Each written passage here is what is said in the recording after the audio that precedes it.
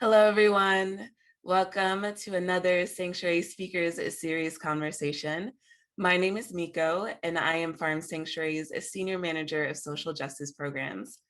And we are very excited to be able to host our incredible speakers who we have joining us today for a Pride Roundtable discussion. Thank you all so much for joining us.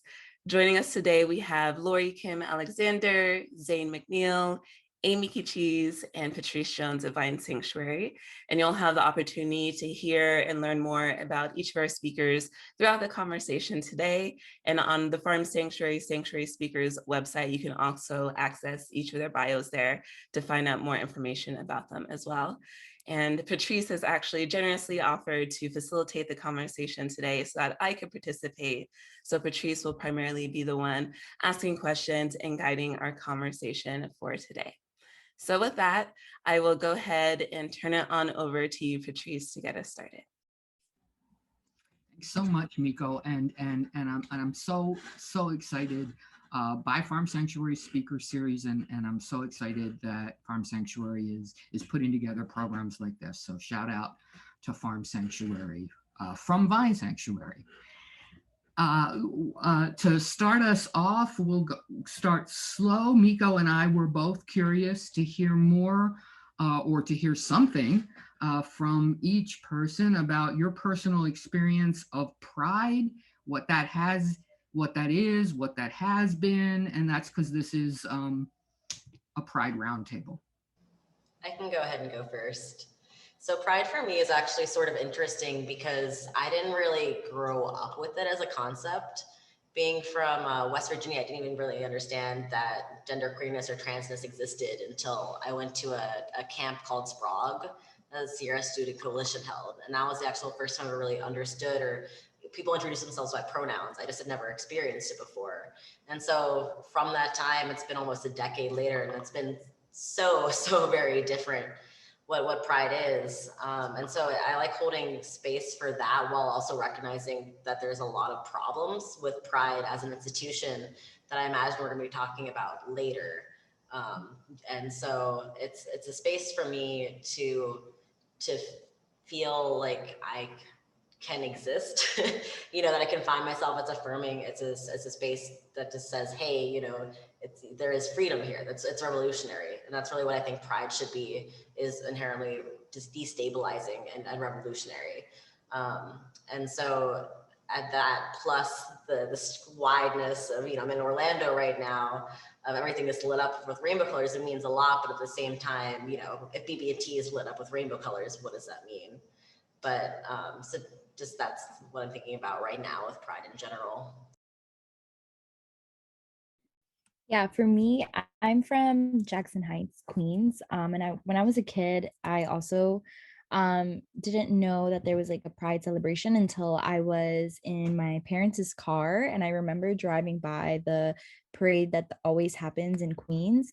And I remember my mom like making a smart comment. And at the time, I didn't identify yet as bisexual, even though I knew I was some type of queer. But I remember saying, hey, like, don't say that. And I was like so young too. I was like, don't say that about them. They're literally just out in the streets, like having a great time, celebrating themselves. And I didn't even know. I was like probably like 7 or 8. And even then, like I already knew. And I remember then growing up and going to the New York City Pride in Manhattan for the first time. I remember going with my friends, and I thought like it was such a blast seeing everybody outside. But then I also felt like it was very corporate with all the banks and stuff, and it was just a lot. But then when I went with my partner to the queer Queens Pride, it was amazing because it was my people, and it was just so beautiful. And I think that Pride to me, it really is about celebrating myself, my people, the queer community, and getting to be yourself and kind of going back against everything that you grow up hearing from parents or family members, from people in general. and kind of combating that and loving yourself and honoring yourself. I love that so much. You know, so I was born and raised in Jamaica, and I think, unfortunately, our reputation as being intensely homophobic and transphobic precedes us. Like many countries in the Caribbean, there are sodomy laws on the books, you know, and it's mandatory jail time. So there's a lot of good work being done. I just want to shout out, J-Flag, Transwave Jamaica, organizations like this that are doing really good work to push against those laws and the mores of the country. So saying all that to say, I came to this country at 13, I came out at 14 in 1990 in New York City. And so it was kind of how it just happened organically, yeah. And I didn't get to go to Pride though that year, and I wonder what it would have been like. I've always wondered what it would have been like to go as a Black child to Manhattan Pride specifically is what I'm talking about in 1990. I probably would not have had any space to be, not really. So when I think about Pride and what it's supposed to mean and what actually happens, I find myself, it's like square in that margin of this might not be for me, because even those corporations that come through, they don't care about me. Maybe now when they're afraid of getting a brick through their window, but, not before. So my first Pride was 4 years later as one of the co-presidents and founders of Pace University Stonewall Coalition. Man, we're so bad. We're just so bad. That was like a Black-led org, and it wasn't even intentional. That's what happened. The Black Dykes came and said, oh, the org is failing. Let's put it together, and everyone came, and it was mostly BIPOC in that organization. And that's how we do things. That's how we've always done things.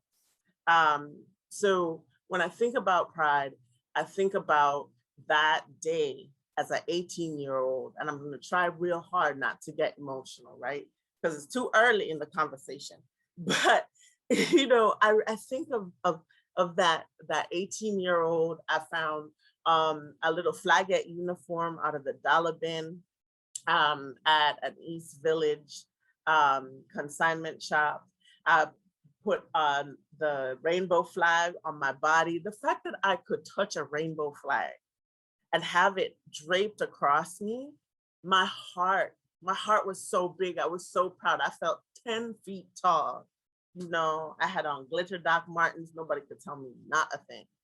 And we stomped down that Fifth Avenue street, all the way from way at the top of Manhattan to all the way down to Christopher Street. And folks who don't know Manhattan, that's almost the whole thing. Okay, just think of the entire island. And so it was beautiful to be there. And I was galvanized because the day before I'd been at the Dyke March. And that was the Dyke March, the first year that you could go topless in New York City.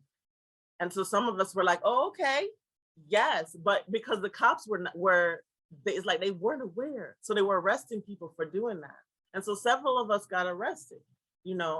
Luckily I was not one of those people, because an 18-year-old undocumented person in a jail for being queer in the street, right? We can all understand what that would mean. So I remember all of that, and I remember the joy and the liberation of being in glorious Black lesbian space, because I was surrounded automatically. As soon as I took my top off, automatically there was somehow surrounded by Black women, right? because we keep ourselves safe in that way.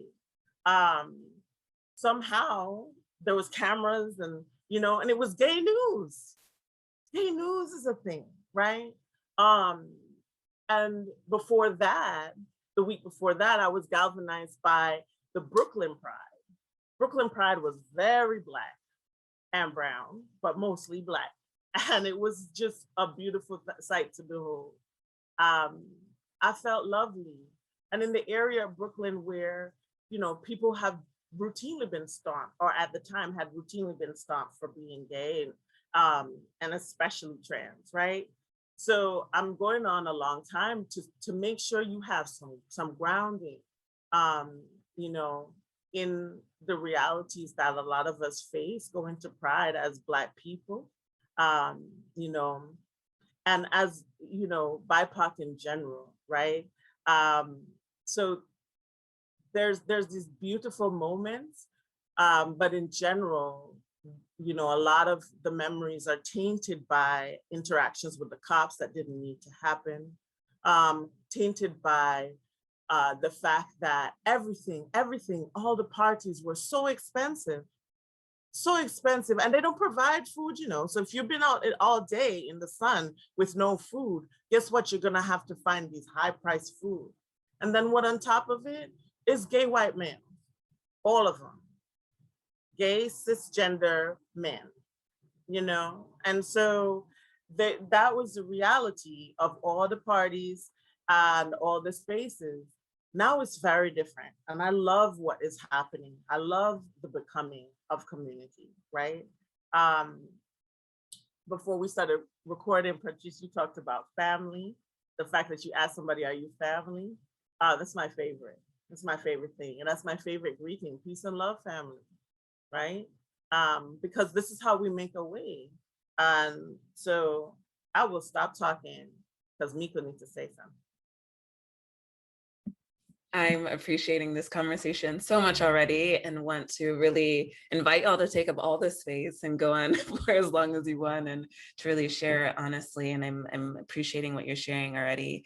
And, I go by Miko, but I think when I think of my past self, her name was Kamika.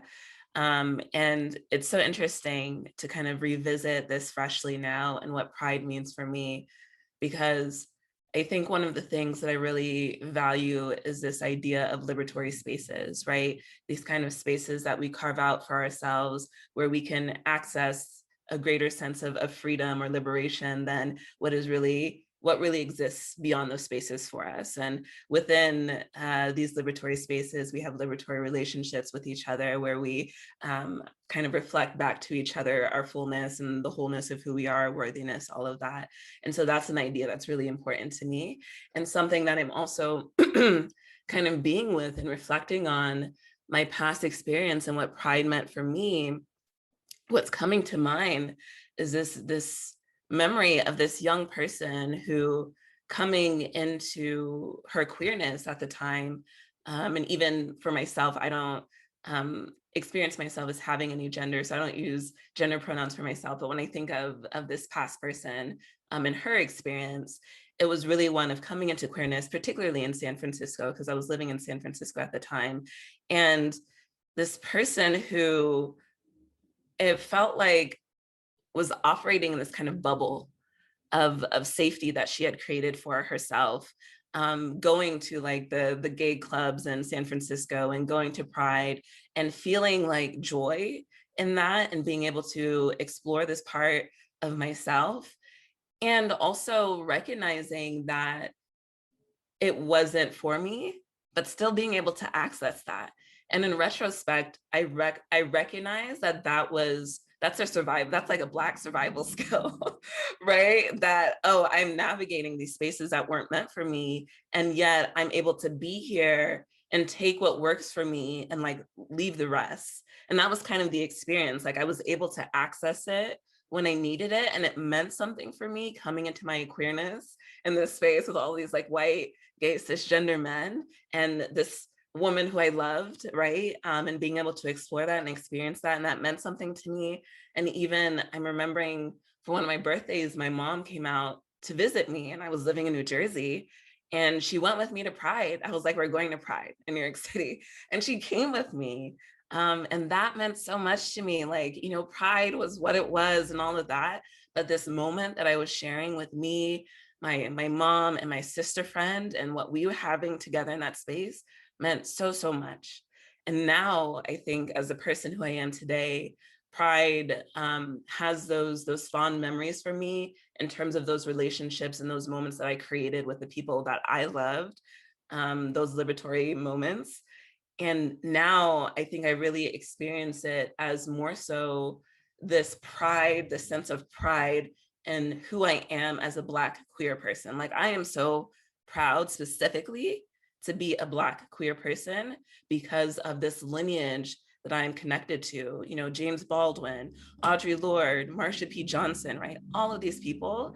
And I feel that strength with me, you know, that legacy of who they are and all the people who are present now, that is what I associate with Pride, is this kind of tapestry that I'm connected to across time of all these people who in their queerness, in their transness, in their gender expansiveness are showing up in the world and being their authentic selves, and just what that requires and calls forth for us.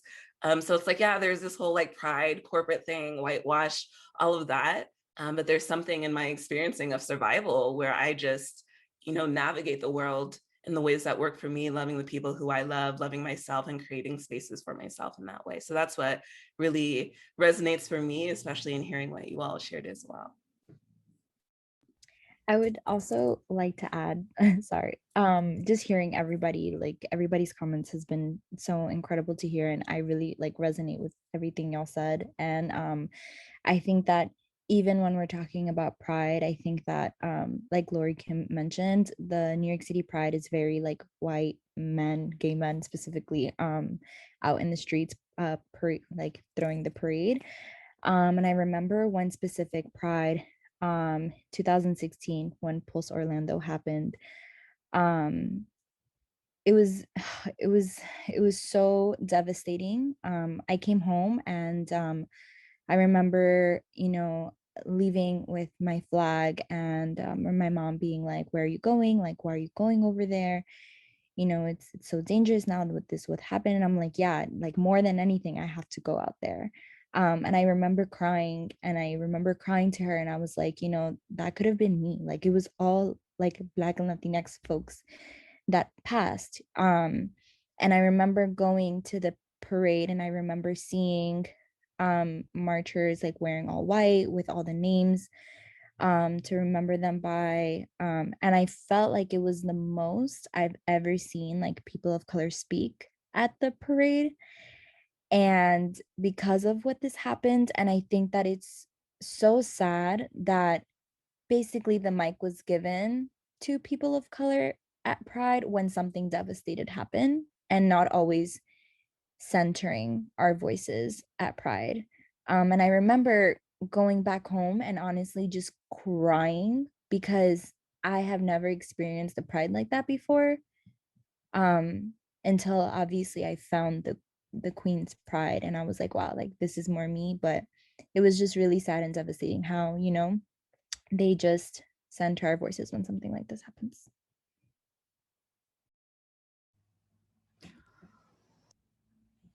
Wow, this has been deep already, from just an introductory question.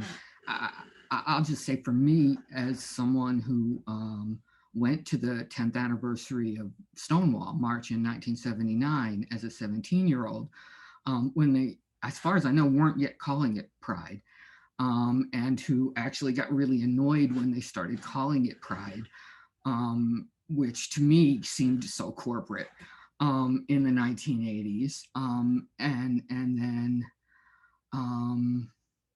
you know, saw the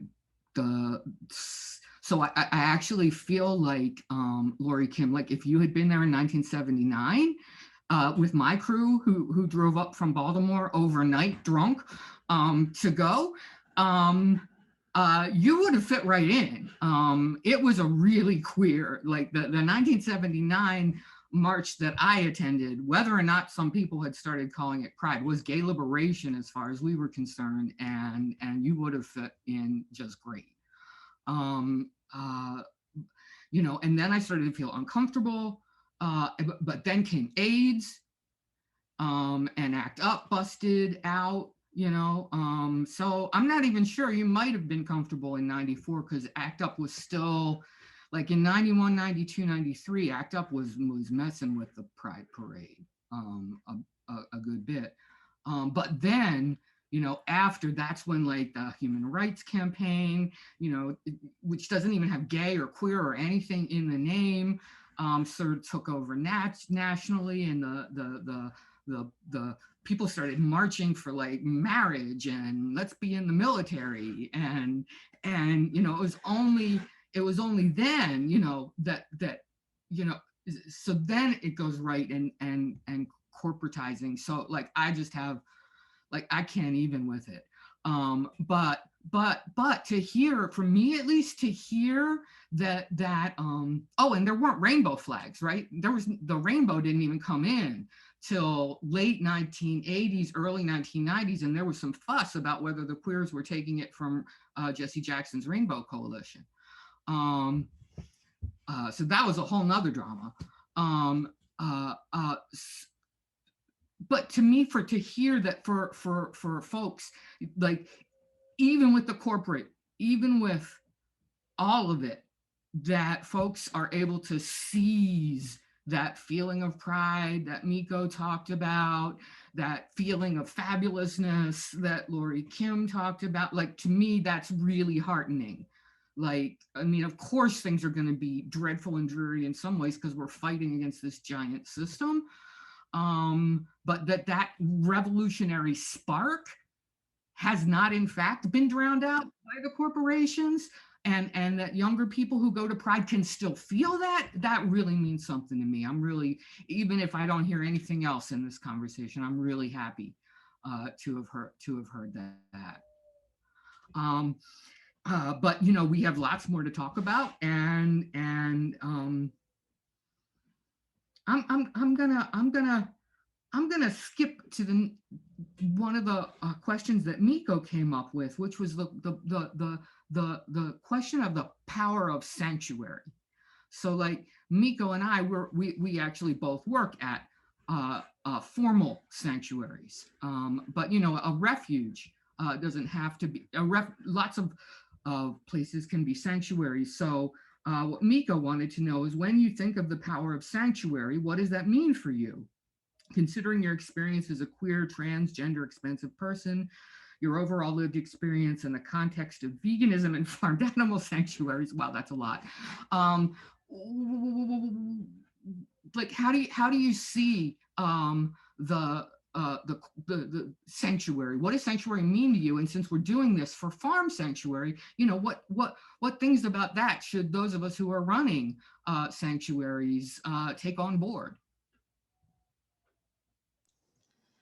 I think it's really interesting what you were saying, Miko, because as a trans non-binary dude, right? When I think of ways I've existed in my past life, I think of, like, she was a bi girl, you know? And so I was actually interning at Farm Sanctuary one summer I must have been like 2015, 2014. And I didn't even start thinking through gender, but it was a space where so that was in Watkins Glen, right? And so you're there all summer, and there's no internet service that really works. There's no real phone service. I would hula hoop next to the pig pen.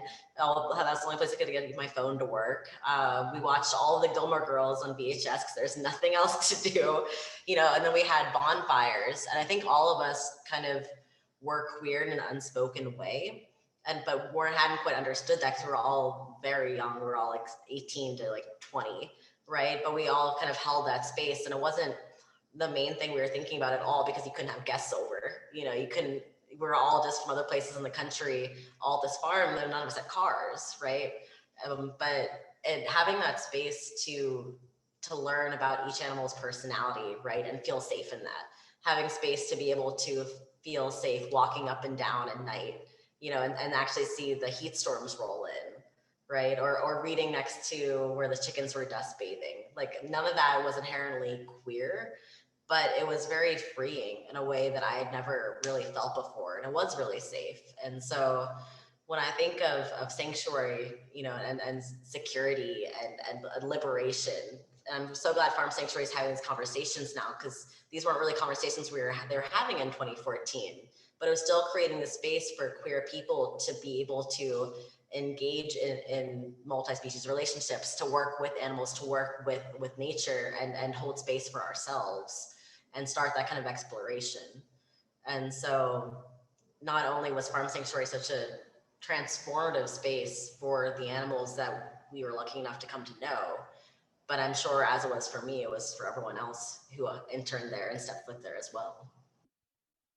So I think as the founder of Veggie Mijas is a folks of color collective, queer folks of color collective, where we talk about our plant-based lifestyles and our marginalized identities and how they intersect. I started Veggie Mijas with a sense of like I needed more friends. I just needed a couple of friends to connect, and to speak about, my vegan journey, our vegan journey, and provide plant-based options in our hoods. And I remember even telling my partner, like, this is something I want to be really small, like nothing big, just like me and some queer people like together to like eat good food. And now it turned into a whole collective with over 14 chapters where people get together and do a bunch of events for climate, environmental, and food justice. And most of our events are also, the entry points of having picnics and potlucks. And if y'all know the history of potlucks, it's very queer centered, and specifically lesbian centered, where it has been a space where people have gotten together to eat delicious food and talk about some real stuff. And I think that food has always been a, something that has been used as to create safer spaces, especially when we're talking about queer and trans folks that often get kicked out of their homes, or don't have a good relationship with food, or et cetera, and come together for their chosen family to eat amazing food. And obviously as queer people get together, we're already we're already challenging the cis heteronormative life. So it's no surprise that we come together and talk about our food choices, our critiques, and capitalism and what they're doing to the animals and all of that good, good and bad stuff, while eating plant-based foods. And I think that it has, while we can't compare, because it's definitely super different, right? Like the sanctuary of a person, a queer trans person, of color versus animals. I think that we can definitely talk about how there is some kind of similarity of the concept as to having a safe space, having people you trust, having animals trust you, and yeah, and I think that food is just super important, and it's a way that people can connect, and it's a place where people can also like advocate for the animals as well. I think that, well, first of all, yes, Veggie. I was supposed to be doing a workshop for Veggie Mijas right as the pandemic hit. And I was like, oh no. It was rough. So we're gonna work it out. Anyhow, I feel like this question had to be deep, right? It had to be. You can't have a shallow conversation about a word like sanctuary. A storied word, a word that around the world of cultures, and I would say that includes the cultures of different species, of non-humans, yeah. And that's not anthropomorphizing, that's actively watching animals, watching non-humans live their lives, you know, and not trying to put anything on them. But there's different cultures of birds. Like, let's just that's just one example. You can have one species of songbird and they have regional dialects, right? All different dialects. Now, is there space for that bird in the woods, in somebody else's woods, comfortably? Maybe, maybe not. But when they're in their region, you know, they are able to communicate freely. They're able to be in space with each other. And it also, so I think when I think about sanctuary, I think about the reality of the fact that when I asked you the question, who keeps us safe? What's the answer? Y'all could unmute if you know the answer. Who keeps us safe? That was the question. Who keeps us safe? Who keeps us safe? I feel like I don't know the answer to that. You know? Well, okay. And you know what? And that, we have to sit with that, right? When I think of the answer to that, immediately I think, we keep us safe. We, the folks, have always kept ourselves safe. We, the folks, have always held everybody else. And when I say the folks who have always had to navigate unsafe spaces. So I think truly, for me, I have always kind of felt safer in non-human space. There is no kind of foolishness there. There's no artifice. There is a upfront, direct conversation, heart to heart, always. Even with the ones with behavioral issues that they don't understand, and it's not even a behavioral issue, it's just they don't understand you and they're not trying to, you know, that's not their fault.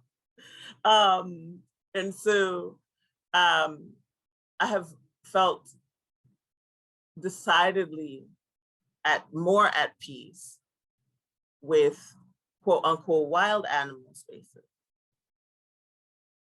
Because those spaces have no borders really, right? Except for the ones that have been physically placed, you know? And usually when we're in space with wildlife, they provide so much space for you out of whatever, right? Fear, you know, memories, or just intention. You have space to be, and I will be over here, you know? We could learn a lot from those interactions. And anyone that has sat with, you know, non-humans and specifically wild ones, you know, knows that piece of thank you for allowing me to be in your space. Thank you for being in space with me, you know? And so I think about that. And then I think about what it's like to hold space for QT BIPOC folks, queer and trans, Black, Indigenous, people of color, people of the global majority, let's be clear. And it's always a hard fought space. Why we gotta fight so hard to be in space with each other? You know? And so I have always felt that we've been so far in the margin, like so far in the margin that whenever we hold space, it is just this glorious expression. It's a transcendent space, right? And we just inherently call all our ancestors in. And so I think that what is lacking, though, is in sanctuary spaces, like spaces that are specifically deemed sanctuary spaces, is introspection. A lot of times these spaces are started by cis white folks who really just want to be a good person, want to do the right thing. And that's lovely. However, you can't do the right thing without talking to all the people. And so invariably you end up talking to other people who mean well, to want to do the right thing, but invariably the wrong thing happens, right? And when it does, it's better not to triage, but to long road a conversation. Is it time now to break up this table and build a new one, having invited folks at the start of creation of a new table, right? Zane knows how I feel about this because I don't want to be included, right? Don't include me. Because you know I've been here. We've been here, right? So don't try to be inclusive, you know? Because invariably you're gonna leave somebody out because you don't realize that you've already left us out. You forgot the words we gave you. You forgot the fight we gave you. You forgot the traditions that unfortunately were co-opted or stolen, right? So that's one of the things to think about. Do that work, do that deep work, you know, and sit in the discomfort of that work. It's possible, it's possible. It is absolutely possible to listen to the voices of the folks who have been silenced. If you can do your very best to center non-humans, you can do your very best to center the most marginalized of humans as well, right? So the other thing that I'm thinking of is that we cannot separate ourselves from our identities. So we may need sanctuary in multiple ways. You know, sanctuary can look like, you know, X one day and Y the other. And we have to allow for that flexibility. That does not come from settler colonial structures. It never will. And a lot of our spaces are nonprofits that are built upon that structure.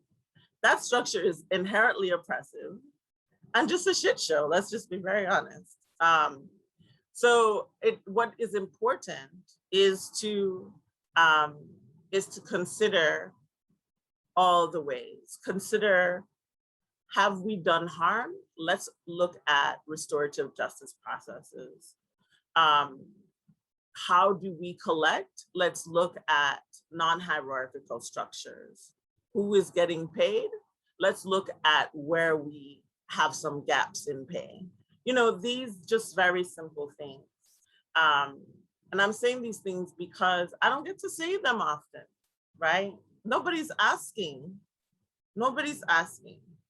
So I'm grateful for that part of the question. You know, I really am grateful for that part of the question.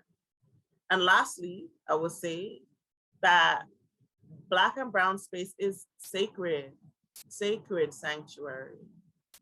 We can have all the deep conversations we can be and live, and they should be lauded as such. And so it's not an exclusion of anyone, but a centering of ourselves, as we've always had to do, to keep ourselves safe.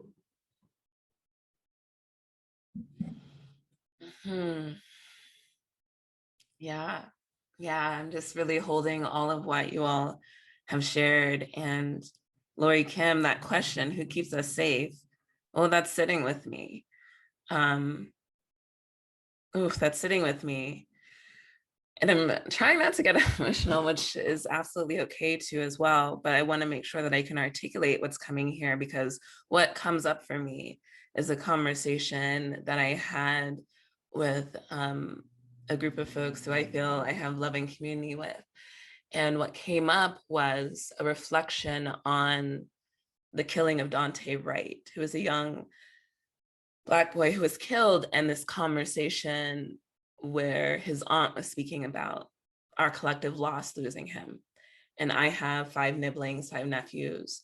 And what I was being with was like, how do we fortify the Dante Wrights in our life, right? And, you know, this question of who keeps us safe, I think of like the Black folks, you know, Breonna Taylor in her own home, you know, walking into your being in your own home, you know, just like, so it's like, it feels like this endeavoring we're doing to try to keep ourselves safe. And then even in the own spaces that we create for ourselves, that we have for ourselves, there still really isn't that safety. And so that safety is really something deeper that we give each other, which makes me again think about this idea of these liberatory spaces, these liberatory relationships, and how we bolster each other with what comes there, but also kind of being with this question here and why liberatory spaces feel so important to me. And I think I was aware of this idea before I actually was being with this language of liberatory spaces. But when I was an undergrad, was doing a thesis around how do Black women develop a positive identity of themselves despite the narratives that exist about them that are anything but positive. And what emerged was that they had these kind of liberatory spaces, relationships, communities, practices that supported them in being able to access that resilience and access this positive self-image in a meaningful way. And when I first came to Farm Sanctuary as an intern, I was coming from doing a national service program where we had spent 10 months doing direct service in a variety of different communities who had invited us in.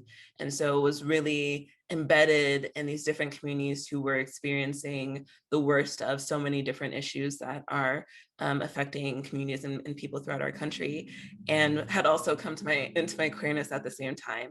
And so it was at this moment of like, there are so many issues in the world, you know, how do we address that? How do we heal this? And then who am I? Where is my place within all of this? And coming to Farm Sanctuary is a Northern California shelter at the time when we had that. You drive past all of these farms where there are fellow animals there who are going to be killed for food. And then you arrive at this one place here and you pull in, and it's a sanctuary where there are animals there who are living out their lives, who are still in relationship with their family and community members, who are treated with care and respect, and are intentionally, that is what our work is caring for them. And what I was really moved by was the potential of that idea, that there can exist this world beyond that is oppressive or unjust in all these ways. And we can create these pockets of community where we explore alternative, more just and compassionate ways of being, and where we practice it. In this practicing, not always getting it right, but our commitment is to the practice, right? To cultivating these communities of practice where we live into these new realities. And so that is what the Power of Sanctuary represents to me, this opportunity for us to cultivate these communities of practice with that intention.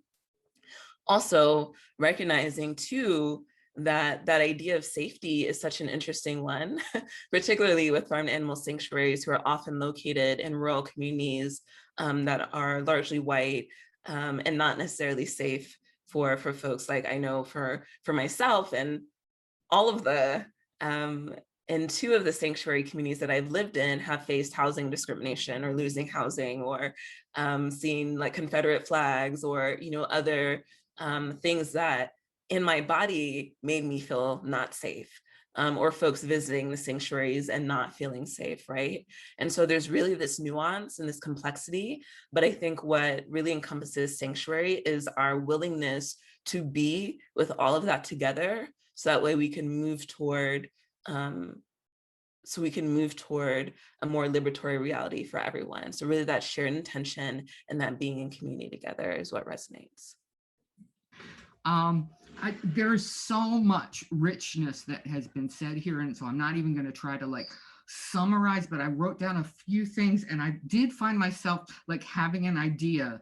So I'm going to go ahead and share it. So for those who don't know, I am a co-founder of Vine Sanctuary, which is an LGBTQ founded and staffed farmed animal sanctuary. The preponderance of our staff are queer, trans, gender expansive, and the preponderance of our staff are people with disabilities. I am white. Miriam, the co-founder, is Arab American.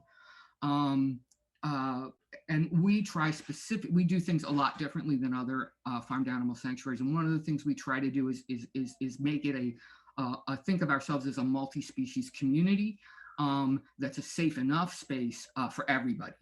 Including the humans. And I'm not saying we succeed, but we've certainly incorporated race, gender, sexual orientation, class, everything we can into our analysis and into our work for 20 some years now. But so I have two things. I'm just so excited by this. So please, so when LoriKim said, if you do your very best to center, I'm going to slightly misquote you because I couldn't write down the exact words. If you do your very best to center non-human animals, then you should be able to do your very best to center the most marginalized people, humans, something like that. Yes, yes. And I was writing it down just because it was a great quote, but then I was stopped because I realized that the sanctuaries who are most resistant to centering marginalized people actually don't center non-human animals either. They center themselves in a certain narcissistic way where they're sort of interested in being seen as good people. And I'm not saying they don't sincerely care for and love the non-human animals, but you often, some of the differences that I see when I think of how we do things, a real simple one is that we never, ever, ever refer to non-human animals who are adults as babies. Whereas, or in infantilizing terms. And we try to make sure, like if you look on our social media, you'll see animals in relationship with each other. Whereas with these sanctuaries that resist, also looking at what they would consider as other issues, they're often centering, like it's always a person holding an animal or petting, like there's this focus on the people. So I just had this idea. I need to think it through, but I wanted to share that with you because I think that we maybe can get somewhere if because my sense is that if we did a better job of truly centering non-human animals rather than our human egos, then that gives us a place from which it is easier to extend care and concern to other marginalized folks, and to center them in our thinking rather than centering ourselves. I don't know if that makes sense, but that's what I was thinking.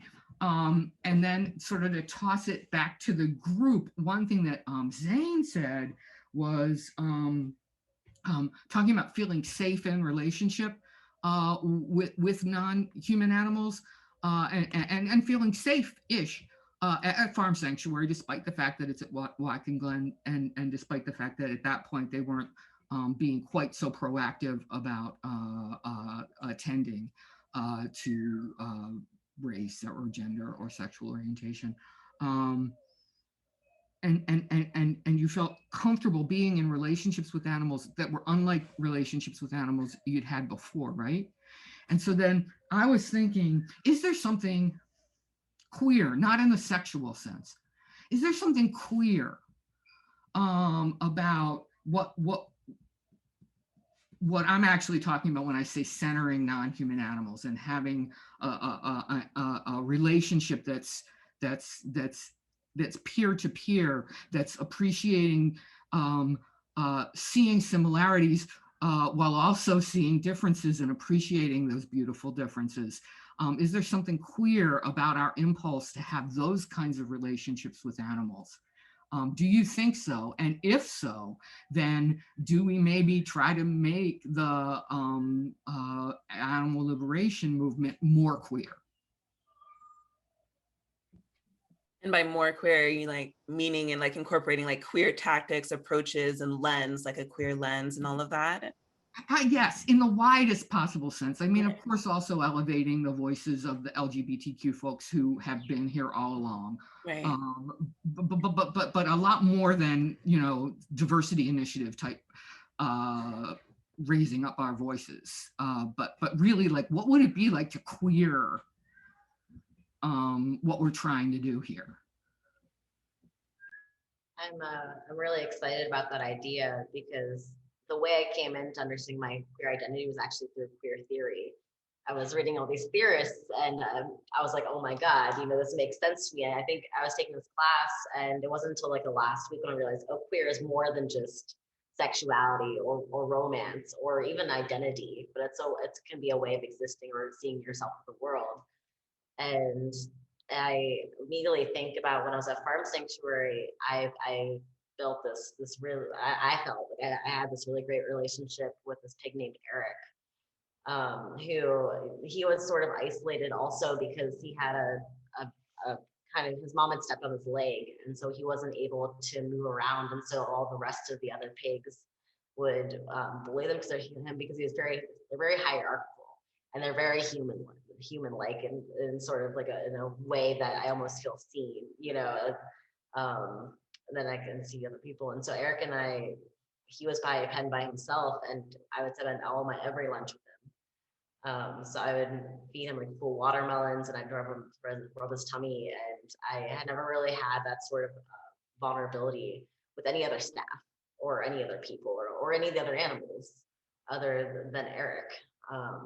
And I feel like thinking back on it, that's probably something that was relatively queer, you know, not just because I think we are able to have spaces where we can imagine different ways of existing and different sort of relationships and imagine futures together, which is what I feel so thankful to be in this space right now, because I feel very inspired to imagine a solidarity enacting right now in the space.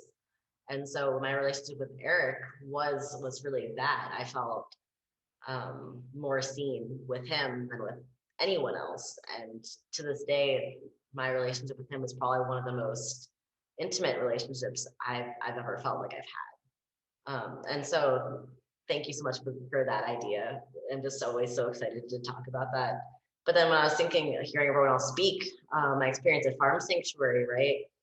I was walking through these spaces as a white person, as a person who is read as cis, you know, and it was a very, very white space. And so I was thinking, you know, I don't even remember any people of color being there, you know, and how my idea of safety in that space was inherently connected probably to my whiteness and the way I was navigating that space.